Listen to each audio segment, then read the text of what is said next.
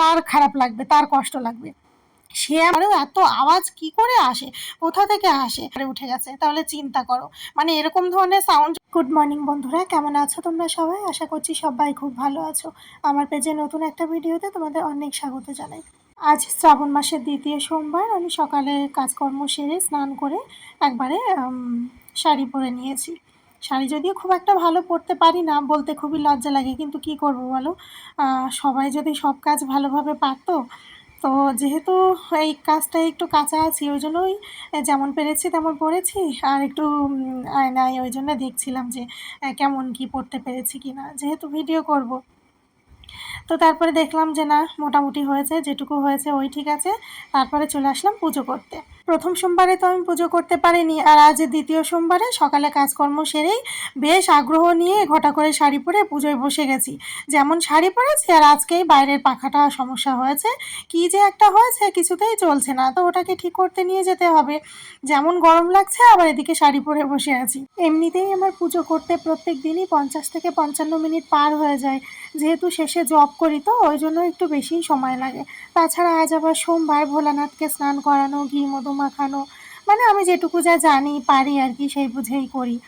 তো সে কারণে সময় আরও একটু বেশি লাগবে। এদিকে পাখা চলছে না, প্রচণ্ড গরম লাগছিল জানো তো শাড়ি পরে। তারপর আবার এটাও ভাবছি, আজ থেকে আবার মণ্ডল মাসের ডে শিফট শুরু হয়ে গেছে। তো মানে মাথার মধ্যে এটাও ঘুরছে যে টাইমের মধ্যে আমাকে খাবারটা বানাতেই হবে, কারণ ওর অফিস আমাদের ঘর থেকে খুবই কাছে, আর কাছে থেকে সেই বুঝেই বোধহয় ঘর নিয়েছিল। তো যেহেতু কাছে, 3 থেকে 4 মিনিটের মধ্যেও গাড়িতে চলে আসতে পারে। তো সেই অনুযায়ী আর কি বারবার ঘড়ি দেখতে থাকি আর রান্না করি। আর দেখোই তোমাদের সাথে আবার রেসিপি ভিডিও শেয়ার করি। তো ওই রান্না হয়, শ্যুট করি, তার মাঝখান থেকে গিয়ে আবার দেখে আসি কটা বাজে, ঠিক টাইমের মধ্যে আমি রান্নাটা কমপ্লিট করতে পারবো কি না, এরকম আর কি। আর তাছাড়া বাঙালি বলো অবাঙালি বলো, সকাল মানে সকালে ঘুম থেকে ওঠা থেকে শুরু করে আর দুপুরে যতক্ষণ না খাওয়া হচ্ছে, এই টাইমটুকুর মধ্যে থেকে একটা বাড়ির বউয়ের যে কত প্রকার কাজ থাকে, তা সেটা শুধুমাত্র তারাই জানে, তারাই ভালো বুঝতে পারে।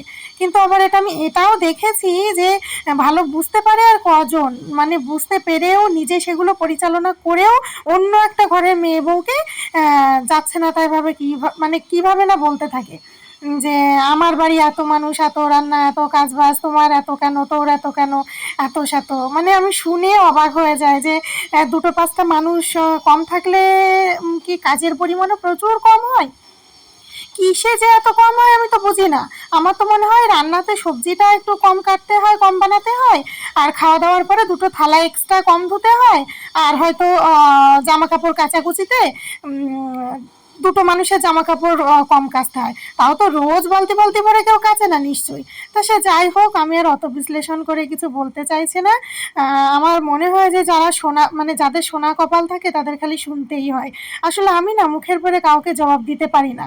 শুধু এটাই ভেবে যাই যে তার খারাপ লাগবে, তার কষ্ট লাগবে।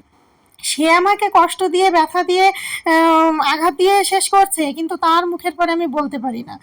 কোনোদিনও পারলাম না এই জিনিসটা। সে হোক আমার থেকে বয়সে ছোট, আর সে হোক আমার থেকে বয়সে বড় ছোট, যেই হোক না কেন, এরকমই। তো দেখো, যাই হোক, পুজো করার মধ্যে দিয়ে অন্য কথা প্রসঙ্গ অনুযায়ী এসে গেল, বলা হয়ে গেল, তোমরা আবার খারাপ মনে করো না। আর এই যে তামার ঘটিটা দেখছো, আমি এইভাবে ব্যবহার করার পরে জানো তো, একটা শুকনো কাপড় দিয়ে মুছে আর কি, মানে পরিষ্কার করে রাখি, এমনভাবে মুছি যেন এক ফোঁটাও জল তার গায়ে না থাকে। তোমরাও এই কাজটা করতে পারো। মানে আমি ওই সোমবার দিন করে ওই তামার ঘটিটা বের করে মাজি। তো আসলে আমার ঠাকুর ঘরে এত বাসন, যদি প্রত্যেক দিনই মাজতে হয় না, তা ডেইলি আমার ঠাকুর ঘরে বাসন মাজতে মিনিমাম আধা ঘন্টা লেগে যাবে। ওই জন্য আমি ভাগ করে করে নিয়েছি কোন বাসনগুলো সোমবারে মাজি, আর কোনগুলো বৃহস্পতিবারে, আর কোনগুলো রেগুলার মাজা ধোয়া হয়, এরকম আর কি। তো ওই তামার ঘটিটা সোমবারে করেই মাজি, তো এমনভাবে চকচকা করে মেজে রাখি। আর তারপরে কিন্তু প্রত্যেক দিনই আমি ওটা এমনি নর্মালি জল দিয়ে ধুয়ে, তারপর পুজোর কাজে যেভাবে এরকমভাবে ব্যবহার করি তারপরে আর একটা শুকনো কাপড় দিয়ে ওইভাবে মুছে রেখে দিই, যাতে এক ফোঁটাও জল না থাকে।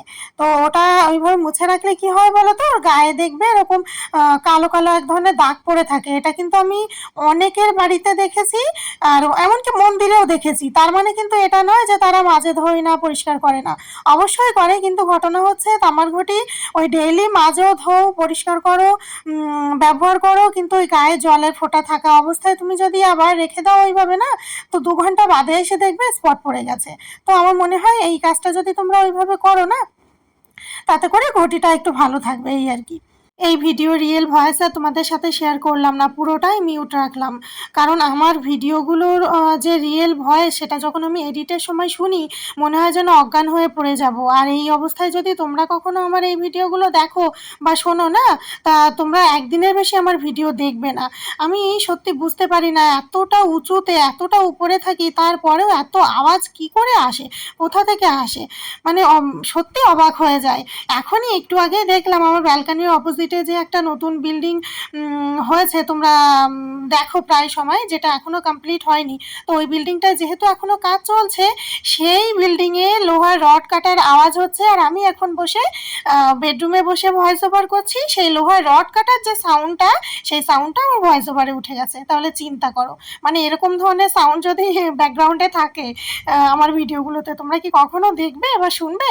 এটা স্বাভাবিক, মানে কারোরই ভালো লাগার না। ওই কারণেই আমাকে মিউট করে পুরো ভিডিওটাই আর কি ভয়েস ওভার করতে হয়।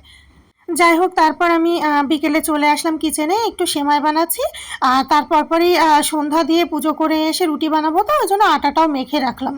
সেমাইটা প্রায় সময় বানানো হয়, ওই জন্য আজকে আর অত ঘটা করে বানাচ্ছি না, নর্মালি রুটি দিয়ে খাওয়ার জন্য। আসলে দুপুরে রান্না হয়েছে ডাল ভাজা, তো এইগুলো দিয়ে তো রুটি কীরকম কী খাবে জানি না, ওই জন্য ভাবলাম যে একটু সেমাই বানিয়ে রাখি, কিছুটা সময় স্ট্যান্ডিংয়ে থাকবে আর আটাটাও মাখা থাকলো। এর মাঝে আমি সন্ধ্যা পুজো দিয়ে এসে রাতে গরম গরম রুটি বানিয়ে দেবো, আর ও বেশ ভালো খেতে পারবে। তাছাড়া সবজি পুরো শেষ, ঘরে একদম নেই। কালকে বাজারে যাব, আনা হবে, তারপর আর কি রান্না করব। তো সেজন্যই এগুলো বানিয়ে টানিয়ে রাখলাম।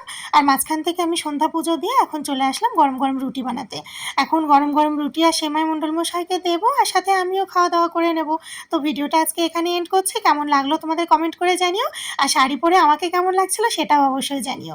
ভিডিওটা ভালো লাগলে একটা লাইক করে দিও, আর খুব বেশি ভালো লাগলে শেয়ার করে দিও। নতুন দেখে থাকলে পেজটা ফলো করে রাখো নেক্সট ভিডিওর জন্য।